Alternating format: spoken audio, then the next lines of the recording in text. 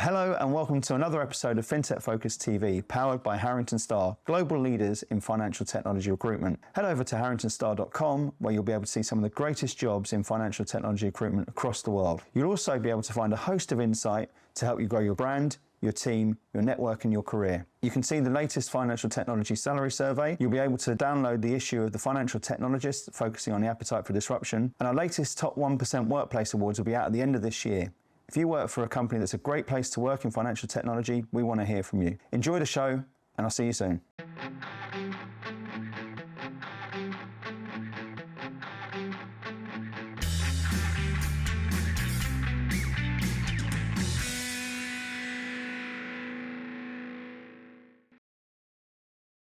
Hello and welcome to another episode of FinTech Focus TV with me, Toby Babb, once again live here in New York at FinTech Connect North America. And today I've found Ken Kraetzer. Ken, how are you? Good to see you. Lovely to have you on the show. You're a kindred soul. I know, this is another star of YouTube over here that I'm very pleased to have on the show today. We've been catching up and talking a little bit about what we both do, a mutual passion we found here in terms of talking to interesting people. I think you're about twice as, 750 odd shows now that you've... Yeah, we hit 750 a couple of weeks ago when we covered a banking conference. And we found it, we've been doing it 7 or 8 years now, is that we make a lot of friends by talking to people and asking what their story is and learning from them and what they're working on now and promoting them. It's gotten to us a lot of places, conferences we probably wouldn't have gone to, talked to people we probably wouldn't have otherwise talked to, and built knowledge. We're all learning. There's so much new technology that didn't exist when we started our careers that we are all learning today, whether it's FinTech or cloud computing or so many other things. Blockchain we got to know about now. Yeah. And we're all learning how the basics, the fundamentals of a lot of new technology, how it's utilized, and what's going to make a difference, as one of the speakers said today. Yeah, absolutely. Speaking of finding out a little bit more, tell us a little bit about CBSI. Yeah, CBSI, we're a 51-year-old company. We're based in Harrison, New York.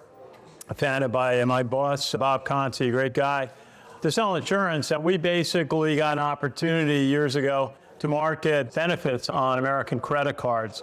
Things like travel insurance programs, common carrier, lost luggage things, and then also merchandise protection, double warranting items bought on a credit card. Who knew at the time that laptop computers were going to be being bought all the time with probably 1 year warranty? Ahead of the game, right? And so we've been, doing that management. We provide benefits to about 1,200 banks, from community banks, credit unions, regional banks, to the largest big names. Fantastic. And tell me what brought you to this here. So obviously you've got your kit behind our kit here. You've been talking to people on site. But what drew you to FinTech Connect? FinTechs are an area our clients are interested in, especially the smaller banks. Chase and Citibank have figured it all out on their own. The smaller banks haven't. They're very concerned about what's available to them to be competitive, especially on consumer marketing. They work with core processors to an extent, but they're always looking at what services FinTechs can bring, whether it's a way to enhance their processing of data within the bank or to provide a customer-facing new service. So I just was at New York State independent bankers, community bankers meeting 2 weeks ago, and they're all looking at what FinTechs can do for them. And we work with a group called the Independent Community Bankers of America, and they have their own FinTech Accelerator program. Okay. I used to be out in Little Rock, Arkansas. Now they just moved it this year to Atlanta. And so they're all looking at what FinTech capabilities can make a difference for their community banks 5 billion or less. So it's learning about FinTechs, meeting people. It's a great opportunity, great conference today. Absolutely. And you mentioned there the community banking piece, and we were talking about this earlier on in the day. Tell us a little bit about what you're seeing in the community banking world.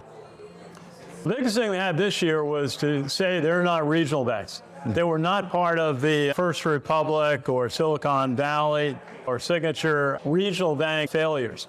They all point out those are all in the top 50 banks in the country, $100 billion on assets. These are all banks that have 5 billion or less. Many have 2 billion or maybe less than that, but they're serving local communities. And they were trying to press Congress. In fact, they made an impression on Janet Yellen, the Secretary of the Treasury, who spoke at their meeting. And she said she understood community banks were not part of the regional bank failures that happened this spring. That's been the big thing on their agenda. They're looking also, obviously, at always improving their technology. Everyone's concerned about fraud. They're also concerned about what we call the underbanked segments of American society. This keeps on being a theme that I'm talking about in the States at the moment as well, right? Yeah, unfortunately, we see it in inner cities. You go to Manhattan, northern Manhattan, you won't see as many banks there at branches as you'll see around Midtown. And then rural America, even upstate New York, where just keeping that one bank branch in a community makes a difference. Or certainly out west where the distances are much more vast. And there's some, remedies being looked at in terms of like advanced ATM machines and kiosks and so on. But it's something that they're taking a hard look at to try to see where they can make a difference. There's some really interesting stuff around that. And I presume that's some of the conversations you're having on your show. Yeah. Yeah, you mentioned before that you're 750 episodes in. Tell us a little bit about what you've learned over that sort of period. Because I always call it my MBA, this. I'm 300 episodes in, I'm speaking to fascinating people every single week. I'm learning a lot about how we run our business, how we go to market. I'm learning a lot about technology, the industry, financial services. And there's some themes there, some golden threads which I'm pulling every time I'm talking to people that sort of regularly come up on the show. Tell me a little bit about what you've learned over 750 episodes of YouTube sensation. I'll tell you, my first interview that I consider a business interview was with a military advisor at USAA, the big San Antonio-based military insurance company. And they always had a reputation for extraordinary customer service. That if you were eligible to buy a policy for them, you kept it for life. And actually, you passed the eligibility on to your children.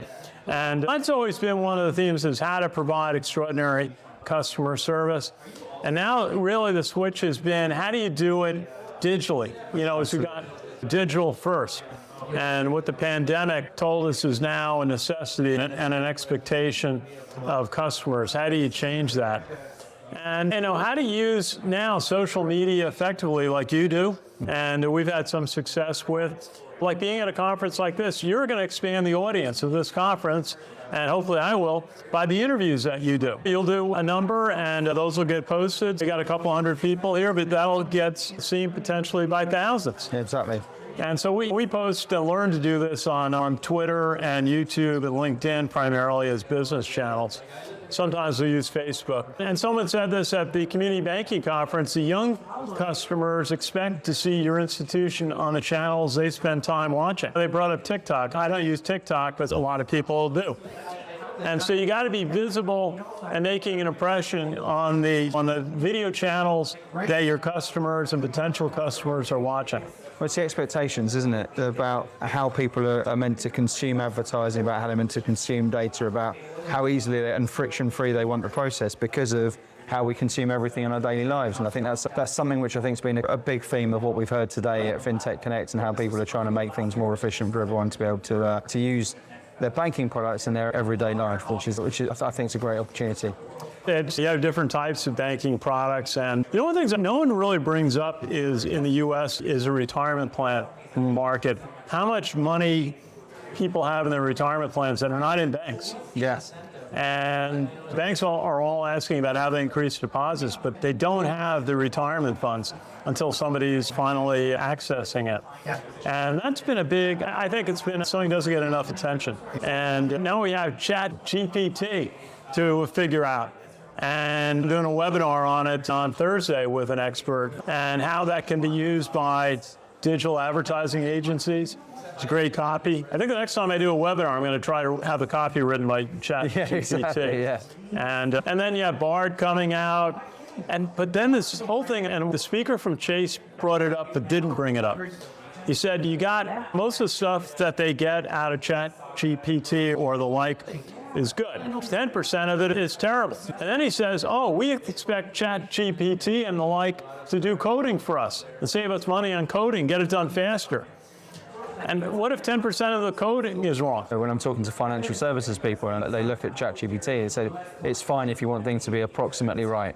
Yeah. And that's just not good enough in this sector at the moment. But look, with the scale of innovation, the scale of progress that we're seeing within it, it's only a matter of time until it can get to that sort of level. It's just about how right it can become, because you say there's too much nuance in it at the moment. Well, you just look at the speakers today, and they were all saying it can be helpful, but you better use a lot of caution and supervise it. So it's sort of an assistant For banking, you've used automation formats for trying to find new customers and really for identifying fraud. But we did that at Chase when I worked there with name selection modeling 35 years ago. A lot of it is, it's a new way of doing something that banks have been doing. It's evolution, right?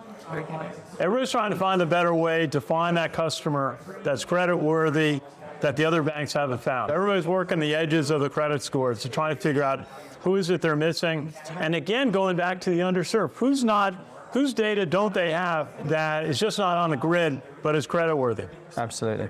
Ken, look, I could be talking about this for a long time and thoroughly enjoyed our conversation today. Tell us how we can get in touch. Where can we find the YouTube page? How do we get in touch with you on LinkedIn? Yeah, Ken Kraetzer on LinkedIn and YouTube. And again, our company is CBSI. We're in Harrison, New York. cbsiservices.com, and it's a pleasure to talk to them. Very complimented to be invited to do an interview. Oh, it's an absolute pleasure. Lovely to meet you. Pleasure. Ken, thanks a lot. And thank you for watching. We'll see you soon on another episode of FinTech Focus TV. Thanks for now.